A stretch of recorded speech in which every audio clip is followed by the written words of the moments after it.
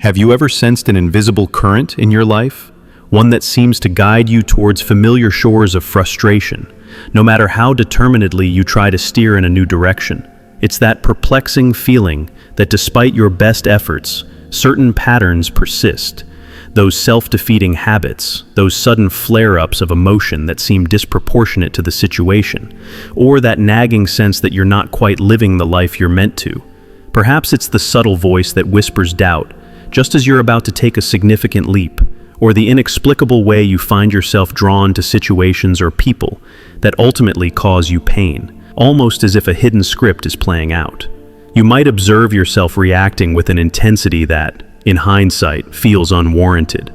A casual remark stings more than it should. Someone else's success evokes a complex twinge that you quickly dismiss, perhaps labeling it as anything but envy. Or maybe it's a persistent anxiety, a low hum of unease that shadows your days, even when things are objectively going well. What if these aren't random glitches in your personality, but rather coherent messages from a part of yourself you've long been encouraged to ignore?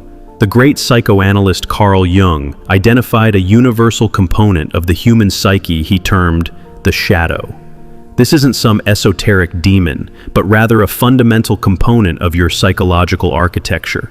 It's the repository of all the aspects of yourself that you have, consciously or unconsciously, disowned. Think of it as the unseen portion of the iceberg. From our earliest days, we are subtly and overtly taught what is acceptable and what is not. We learn which behaviors earn praise and affection, and which lead to disapproval, punishment, or even ostracism. Don't be so loud. Nice children don't get angry. Stop being selfish. Don't cry, be strong. These messages, whether from family, school, or broader society, act as chisels, shaping us into a version that is deemed presentable. But what happens to those parts that are chipped away? The raw, untamed emotions like anger, jealousy, or intense desire? What about the assertiveness that was labeled as aggression, the vulnerability that was shamed as weakness, or the creative impulses that didn't fit a practical mold? They don't simply vanish. Instead, they are relegated to the unconscious, forming the shadow. It becomes the storage container for our repressed desires, our unacknowledged weaknesses, our shame, our fears, and even our unexpressed talents and strengths that we were taught to downplay. The crucial point is this: what we do not consciously acknowledge and integrate does not lie dormant. It actively, albeit covertly, influences our lives. The shadow, precisely because it is unconscious, can exert a powerful pull, often leading us to act in ways that mystify even ourselves. It's the hidden hand that can steer the ship of your life towards troubled waters, all while you believe you are firmly at the helm. Consider how this hidden part of your mind might be subtly orchestrating events. One of its most common tactics is projection. This is when we see, and often vehemently react to, our own unacknowledged traits in others. That person whose arrogance drives you to distraction? It might be your own suppressed ambition or desire for recognition that you're truly uncomfortable with. The individual whose perceived laziness infuriates you, perhaps it reflects a deep-seated fear of your own potential for inaction, or a part of you that desperately craves rest but has been conditioned to see it as a failing. You project these disowned parts onto others, and your intense reaction is not truly about them, but about the internal conflict they trigger within you. Then there's the insidious pattern of self-sabotage. Just when things are looking up, when you're on the cusp of achieving a long-held goal, a promotion, a healthy relationship, a personal breakthrough, do you ever find yourself making inexplicable choices that undermine your progress? This isn't necessarily a conscious desire to fail. More often, it's the shadow at work.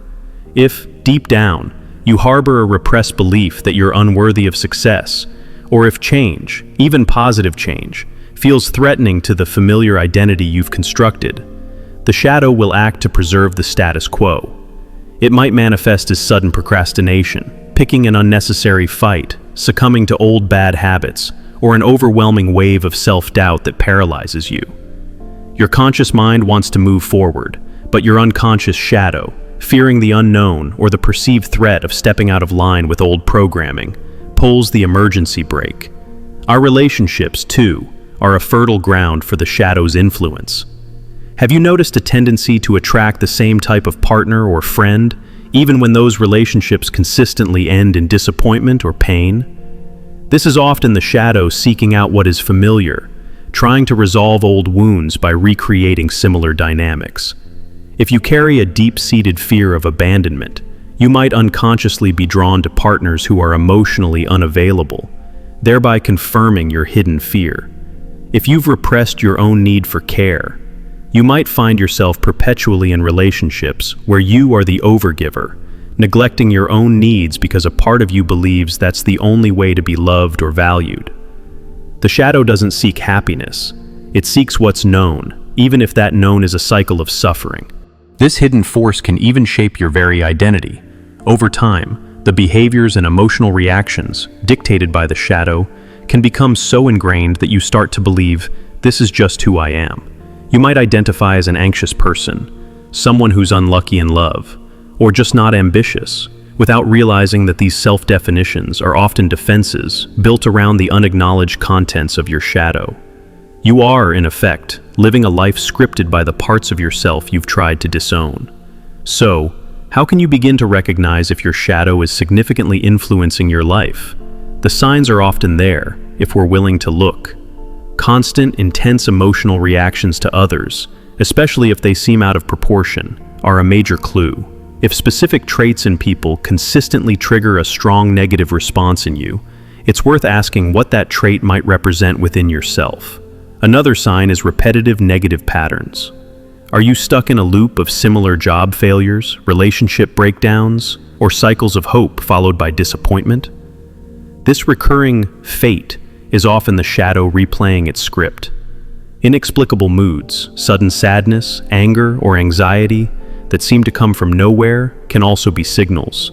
These are often emotions that have been suppressed and are now leaking out. A pervasive feeling of emptiness or that something is fundamentally missing, even when external circumstances are good, can indicate that vital parts of your true self are locked away in the shadow, leaving you feeling incomplete. An intense, almost phobic fear of judgment or criticism is another powerful indicator. This often stems from repressed shame, the fear that if people saw the real you, the parts you've hidden, they would reject you.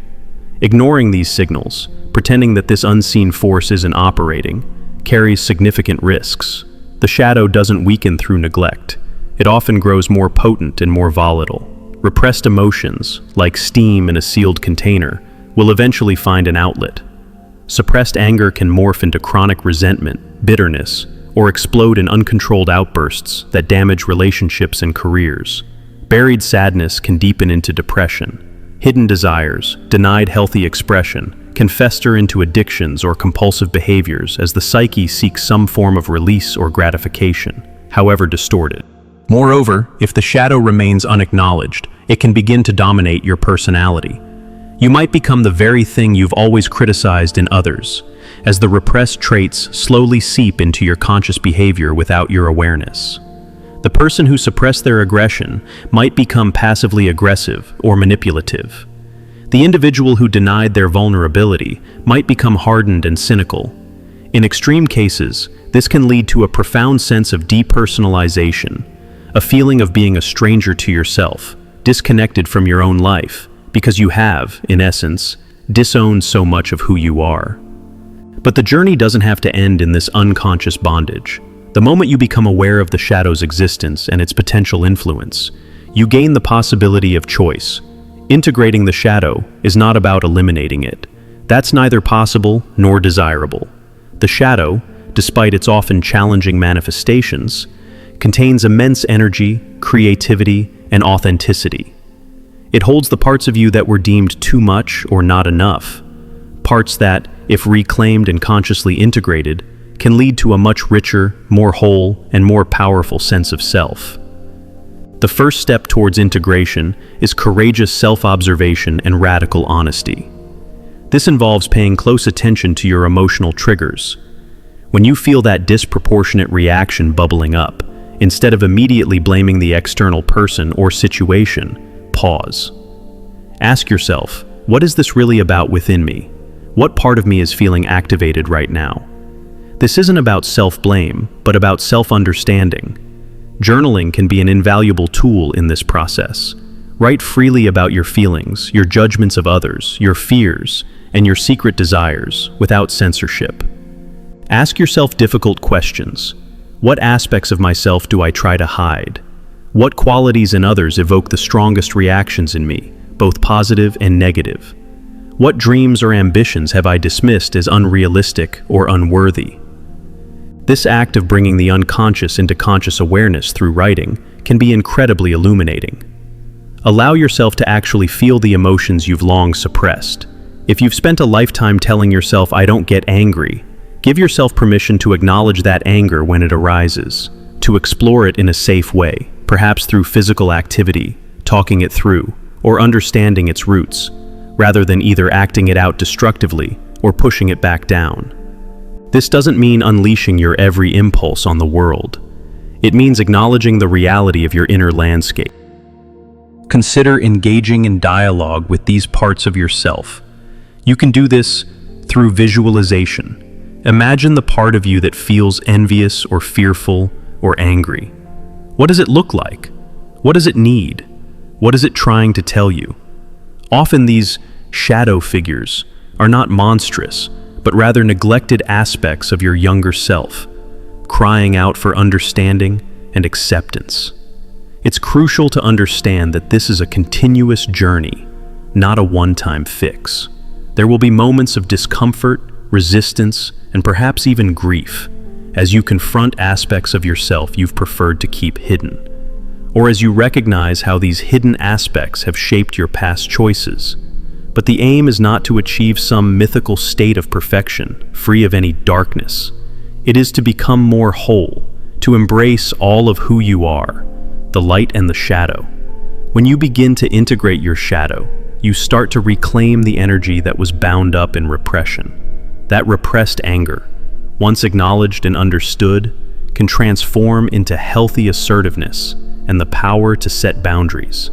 That hidden envy can point you towards your own unfulfilled desires and ambitions, becoming fuel for your own growth.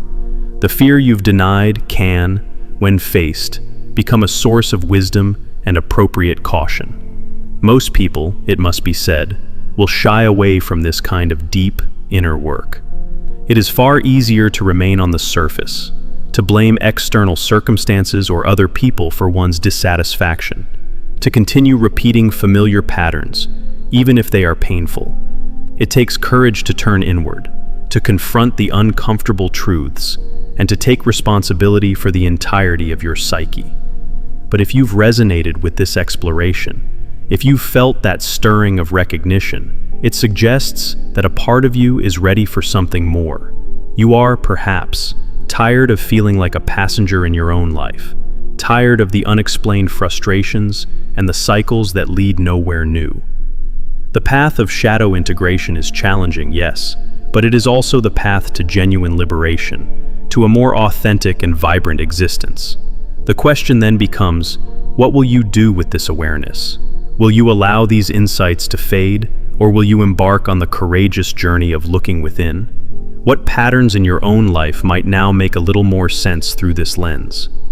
Acknowledging these hidden dynamics is the very first and most powerful step towards reclaiming your full self and consciously shaping the life you truly wish to live, not one dictated by the unseen forces from within your own depths. This is an invitation to a deeper understanding, a continuing exploration into the vast and fascinating landscape of who you are and who you can become.